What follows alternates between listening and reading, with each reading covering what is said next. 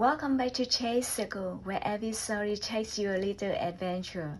Today, I'm going to share with you a story that's full of surprise and maybe even a lesson or two. So sit back, relax, and let's dive into this journey together. The family voted. She stays. That was the text on my phone. 2 hours after I watched my 8-year-old daughter, Maddie, smile for a photo at the Dallas airport gate. My mother had sent it like proof. Maddie's backpack straps were too big, her stuffed bunny tucked under one arm, her teeth showing like she believed every promise the adults made. I called right away. My dad answered with the sound of an engine and chatter in the background. "We're on the shuttle," he said. "Don't start." I said, "Where is my child?" He paused like I was being dramatic. Then, flat. "She's staying." She was acting up. I could hear my mom say, "Tell her we voted," like it was a committee meeting and not my daughter's life. I said, "Put her on the phone." My dad exhaled. "We can't. We're already in Florida." I remember the air leaving my lungs. They had boarded the plane. They were gone, and Maddie was not with them. I called my mom, straight to voicemail. I called my sister, Jessica. She picked up on the second ring, sounding bright, like she was stepping into sunlight. Relax," she said. "We got an emergency childcare service. She's fine." "Where is she?" I asked again. "At a house," Jessica said. Like that should comfort me. They'll watch her until someone can pick her up. Who is someone? My hand was shaking so hard I almost dropped the phone. Jessica gave me a number. I called it. It rang and rang, then a woman answered, already irritated. "Yes?" she said. "My daughter," I said. "Maddie. She was left at the airport. They said you have her." A beat. "She's here," I asked. "How did she get there?" "She was brought by a man who said he was with the family," the woman replied. "He left her, her bag, and that bunny. We were told someone would come back." I pressed my forehead to the steering wheel, sitting in my office parking lot, keys in my hand. I could taste metal. I told her, "I'm coming now." The woman sighed. "Well, she's been waiting." I didn't argue. I didn't cry.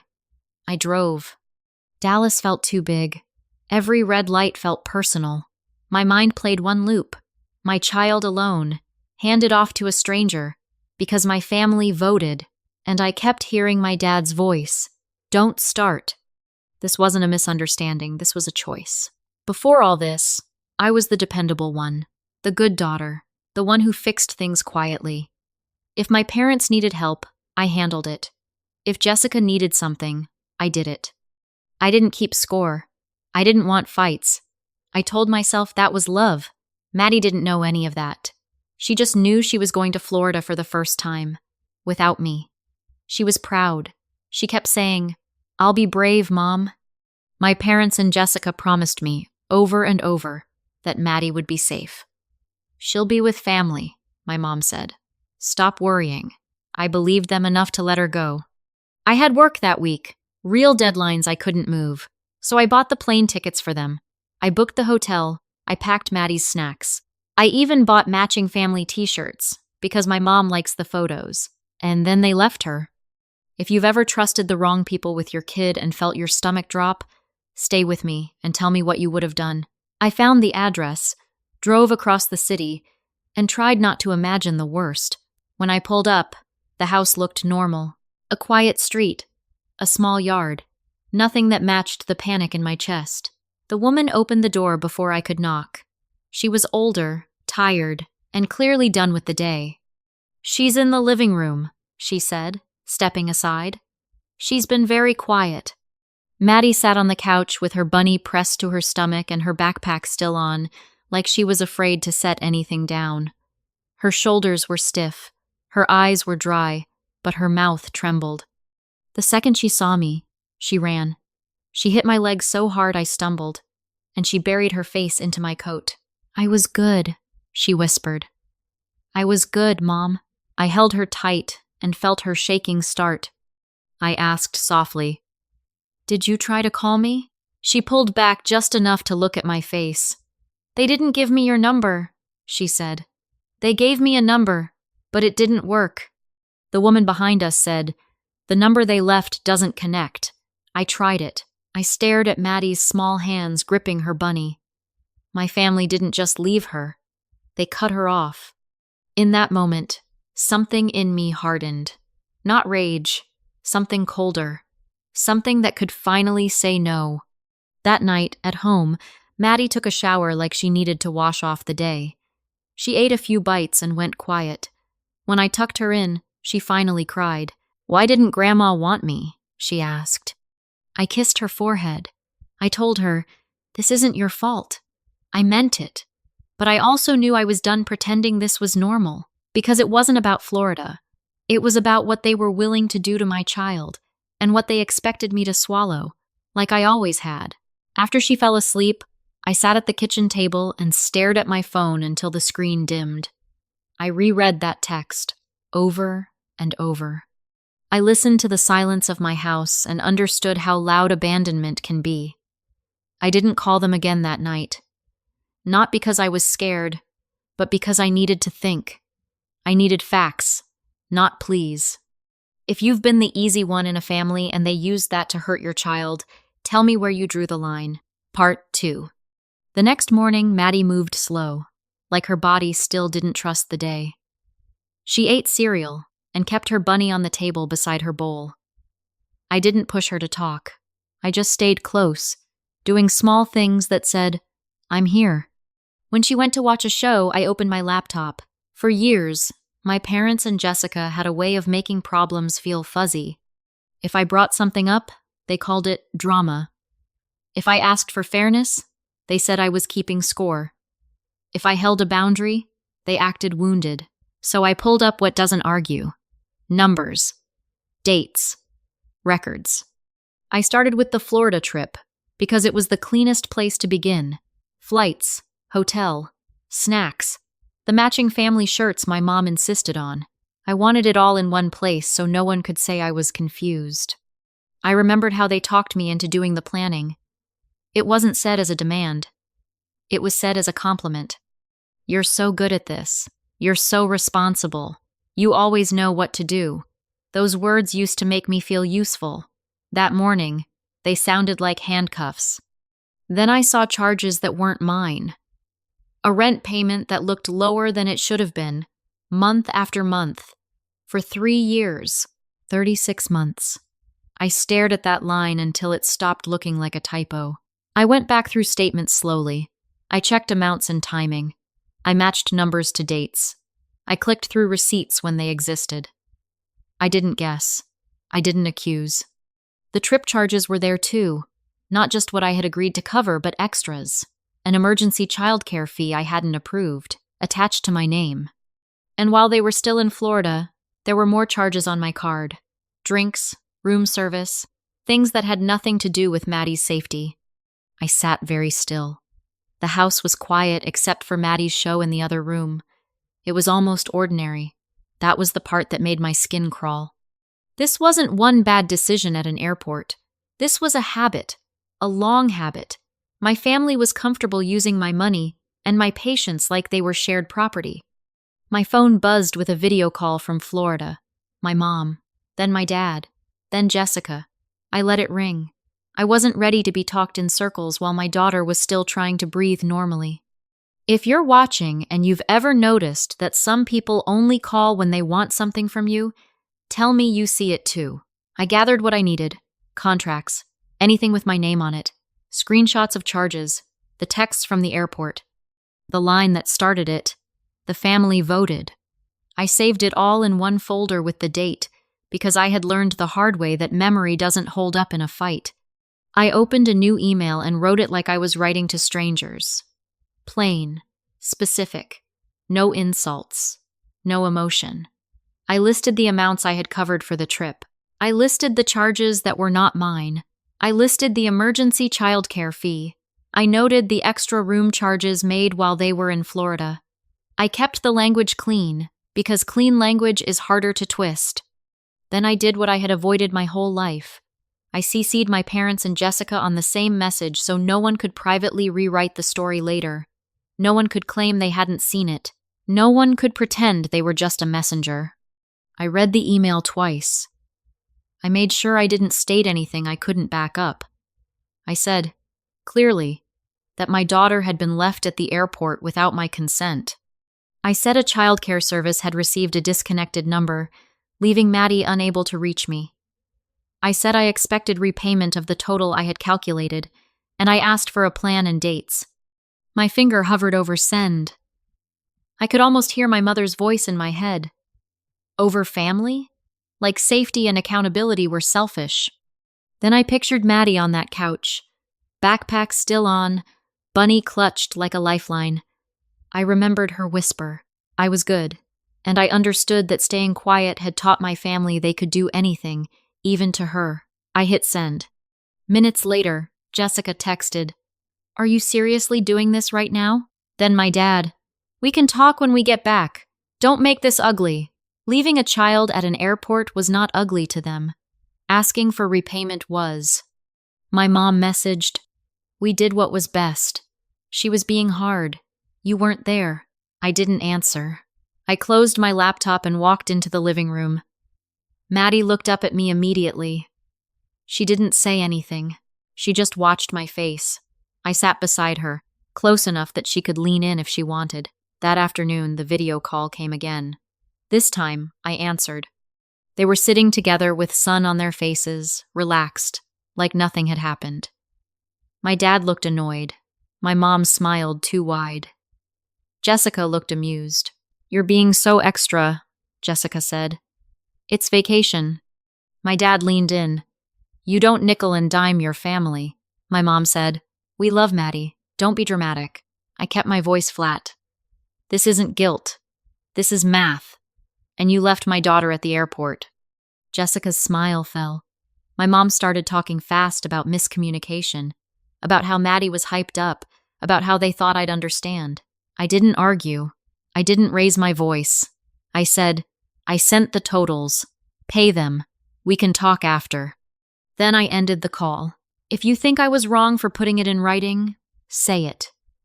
If you think it was the only way to protect my daughter and myself, tell me that too. Part 3.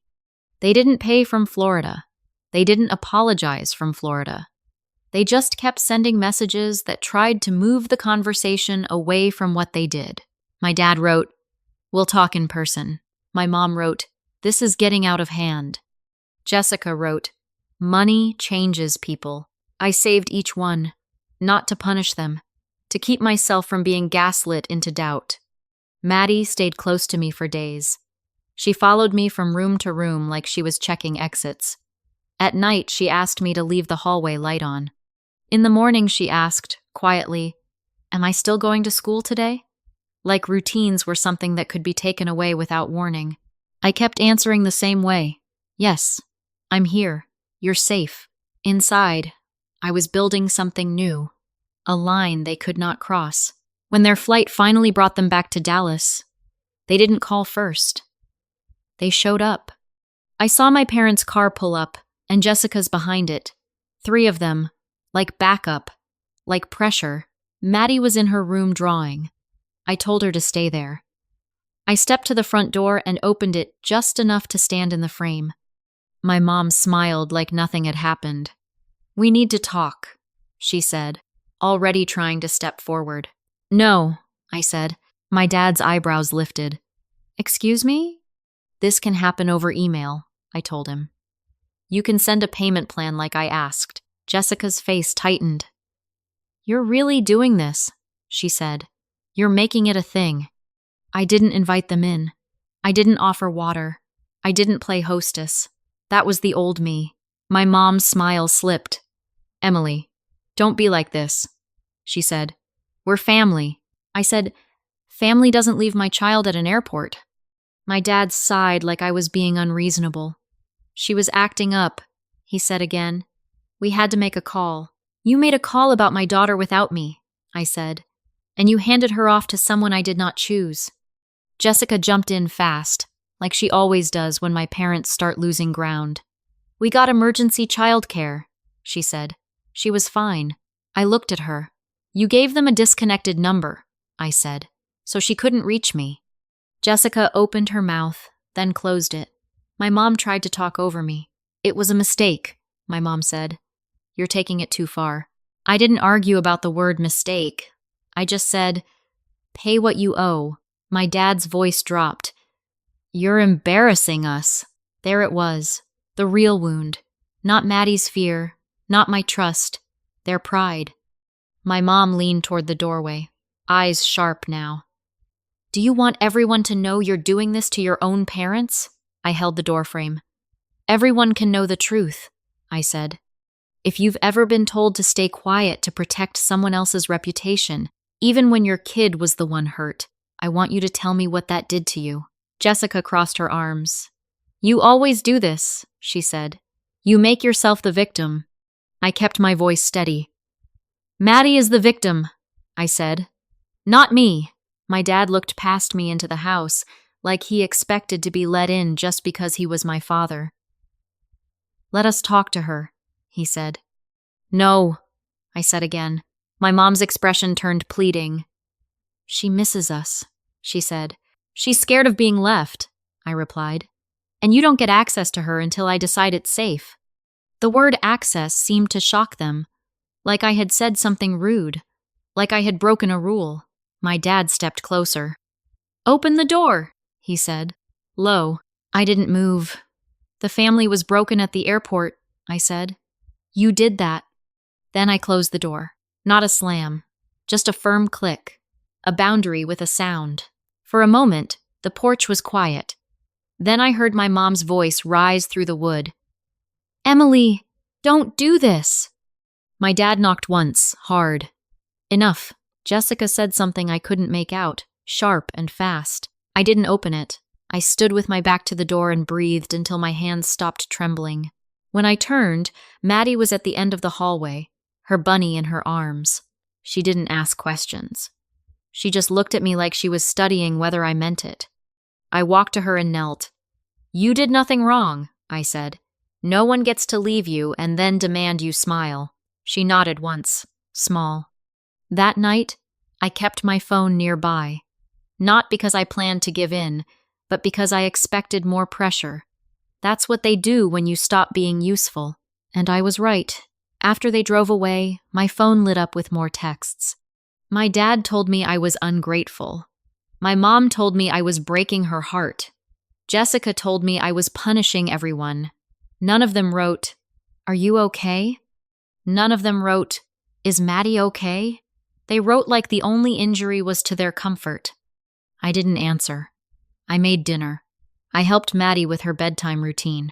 I read her a story with my voice kept soft and even. When the lights were off, she whispered, Are they mad at me? I said, They're mad at me because I'm protecting you. She held her bunny tighter. I didn't scream, she said, like she was still trying to earn her place. I kissed her forehead. You don't have to earn safety, I told her. It's yours. When she finally fell asleep, I went back to the kitchen table. I opened my folder again. I checked my email. I waited for a response that didn't try to bend reality. I decided I would not speak without a written plan in my inbox. Part 4. The pressure didn't stop. It just changed shape. They couldn't get into my house. So they tried to get into my head. My mom left long voicemails about how stressed she was. My dad sent short texts that sounded like commands. Jessica sent messages that sounded like pity, which was worse. Then Jessica took it public. One afternoon, a friend messaged me and asked if everything was okay. I opened my social feed and saw Jessica's posts, vague but pointed. She wrote about how money changes people. She wrote about someone turning on family. She didn't say my name, but she didn't have to. People know how to read a family fight. I stared at my screen and felt that familiar urge to shrink, to take the hit quietly so the noise would stop. But then I looked at Maddie on the floor, drawing with her bunny beside her, and I felt something else. I didn't respond online. I didn't trade insults. I didn't try to win sympathy. I sent a clear warning that she needed to remove the posts and stop making public statements about me. Simple. Direct. I made it clear that if she kept going, there would be consequences. Within a day, the posts were gone. Jessica texted me. Are you happy now? I didn't answer. Weeks passed like that. Nothing resolved, but everything tense. My parents kept trying to restart the old script, where we talk it out, and I end up apologizing for reacting. I refused the script. I kept my communication limited and written. I kept pointing back to the same two facts. Maddie was left at the airport, and money had been used in my name. Sometimes my mom would soften her voice and say, "You know we love her," and I would say, "Then act like it." Sometimes my dad would say, "We did it for her future, so she learns," and I would say, "You don't teach a child by abandoning her." They didn't like that answer because it didn't leave room for them to feel noble. The payments still didn't come. Not at first. They stalled. They negotiated through emotion. They tried to wear me down. I stayed calm. I stayed boring. I kept repeating my numbers. Maddie started sleeping with her bunny tucked under her chin, like it could stand guard. Some nights she woke up and came to my doorway without speaking. I would lift the blanket and let her crawl in. I didn't tell her she was too old. I didn't make her explain. I just let her breathe. In the daytime, she drew pictures of a bunny with a little suitcase. She drew a doorway. She drew the bunny walking toward it. She didn't narrate it. She just drew, again and again. Each drawing felt like a question. Are we going home? Are you staying? And I kept answering with my actions. Finally, after more back and forth than I want to admit, they agreed to a repayment plan. It wasn't a heartfelt apology. It was paperwork and deadlines. They would repay a portion right away, then the remaining amount in regular installments, on schedule. My dad tried to frame it as generosity. "We'll do this to keep peace," he said. I said, "It's not peace, it's repayment." My mom tried to frame it as my victory being cruel. "You got what you wanted," she said. "Can we move on?" I said, "Moving on requires trust. You broke that." Jessica stayed quiet on the call where we finalized the terms, but her eyes told me she still thought I was the problem. That was fine. I wasn't asking for her approval anymore. The first payment came through like a hard swallow. No note. No, sorry. Just a transfer. I showed Maddie nothing. I didn't tell her about money. I didn't want her to believe love is a bill. But inside, I felt the ground steady a little. Not because cash fixes what happened, but because it proved they could not pretend it didn't happen. After that, the payments were set to run automatically. My family stopped calling as much. Not because they understood, because the leverage was gone. And in the quiet that followed, I started to hear my own thoughts again. During those weeks, my parents kept trying different doors. When anger didn't work, they tried nostalgia. My mom sent old photos of me as a kid, like that would erase what happened at the gate. My dad reminded me of everything we've done, but he never named the airport. He never named Maddie. He named duty. Jessica tried a softer angle. She wrote, "You're tired. You're stressed. Don't do something you'll regret." It sounded like concern, but it landed like a warning. Fall back in line. I kept my replies short. Send the payment plan in writing. We will not meet in person. Do not contact Maddie. If a message didn't contain logistics, I didn't respond. It felt strange at first, like I was speaking a new language. In my family, feelings were treated like facts when they helped them, and treated like overreacting when they came from me. The only way to stay sane was to keep the conversation anchored to what was real. Some nights I wanted to call my mom and beg her to understand. Then I would picture Maddie sitting with her backpack on, still waiting for an adult to return. I would picture her whispering, "I was good." And the urge to beg would drain out of me. I wasn't trying to punish anyone. I was trying to end a pattern. When the repayment agreement finally came, it felt less like winning and more like closing a file. Necessary. Final. I had spent years being the family cushion. I wasn't going to let my daughter become the next one. If you've ever had to choose between keeping the peace and keeping your child safe, tell me which choice you made and why. Part 5. 3 months after Florida, the payments were still coming on schedule. Automatic. Quiet. Like a clock that never says it's sorry. I noticed it the first time. I didn't feel my stomach clench when my phone buzzed. It was just a bank alert. Not a demand, not a lecture, not a family crisis. Maddie noticed the quiet too. She stopped asking the same question every night. She stopped hovering at the doorway when I washed dishes. She started leaving her backpack by the wall instead of carrying it from room to room. One evening, while she colored at the table, she said, "Are we still a family?" I didn't answer fast. I wanted to be honest without handing her an adult burden. I said, "You and I are a family, and we're safe here." She nodded and went back to coloring. Like that was enough for now. If you've ever had to explain to a child why grown-ups hurt them and still call it love, talk to me in the comments. I read them, and I don't think any of us should carry that alone. My parents tried, a few times, to act like things were normal again. They sent casual texts. They offered small invitations. They used the same phrases that had always worked before. For the family, for her future, for her own good. I didn't argue. I didn't explain. I just didn't go.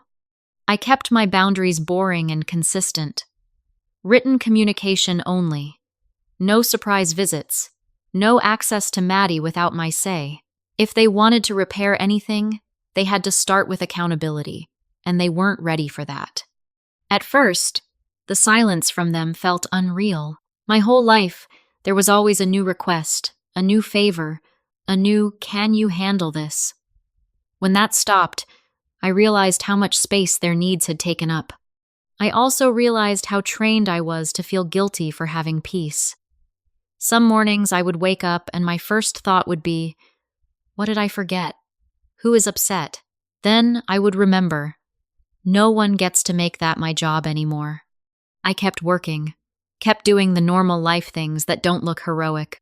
School drop-offs, lunches, laundry, the kind of steady routine that repairs a child's nervous system better than any big speech. And every time I felt the urge to soften, to send a friendly message so no one would be mad, I brought myself back to one image. Maddie at that sitter's house, sitting upright for hours, afraid to move because she didn't know who was coming through the door. I didn't want to raise a girl who thought that feeling was normal. That's what this was always about. Not punishment, not pride, protection. The boundary wasn't loud. It didn't need to be. It just needed to hold. I stopped explaining our distance to people who wanted a neat story. Some relationships don't break with shouting. They break with one quiet decision that can't be undone. I chose dignity for me and safety for her, and I stayed there. The automatic payments kept arriving, steady and impersonal. Each one felt like a sentence with no emotion. We owe you. We can't deny it anymore. It didn't heal Maddie's question. Why didn't Grandma want me? That question stayed in the room even when no one said it out loud. But the fear softened. She began sleeping deeper. Not every night, but more nights. The light in the hallway could be off sometimes. She still kept her bunny close, but she didn't hold it like a shield. She also kept drawing. Always the bunny. Always a small suitcase. Sometimes the bunny stood near an airplane. Sometimes near a door. Sometimes on a sidewalk with a little arrow that pointed toward a house. I didn't correct her. I didn't ask her to explain. I just saved the drawings in a folder, the way I saved the texts and the statements. Proof takes different forms. One afternoon, while I was sorting laundry, Maddie brought me a new picture. The bunny had a suitcase, but this time it was walking away from a crowd toward one single figure. A mom. She didn't label it, but I knew. I said, "Thank you for showing me." She shrugged, like it was nothing, but her eyes stayed on my face, waiting for my reaction. I said, "I'm not leaving you." Her shoulders dropped, just a little, like she had been holding them up for months. The last payment of that third month arrived the same way the others did. Automatic. On time. I stared at the confirmation screen and felt something I hadn't felt in a long time. Relief without guilt. I used to think being a good daughter meant letting things slide, letting words sting, letting boundaries blur, taking responsibility for everyone's comfort. Now I understood what that training had cost me. It had taught my parents and Jessica that they could take, and I would refill the well. It had taught them my no was negotiable. It wasn't negotiable anymore. I didn't call them to celebrate. I didn't send a final message. I simply stopped being available as their bank, their buffer, their excuse. When my mom sent, "Can we just move on?" I replied, "I've moved on." That was all. Maddie didn't need speeches. She needed consistency. She needed her home to be the place where adults don't vote on whether she deserves care. And slowly, that's what it became. My family didn't change into better people, not in a dramatic way. They just learned there were consequences now. They learned I could close a door and keep it closed. In the end, the fairest thing I did wasn't the email or the repayment plan. It was choosing my daughter over the old role they assigned me. They left her behind in an airport. I left them behind in my life.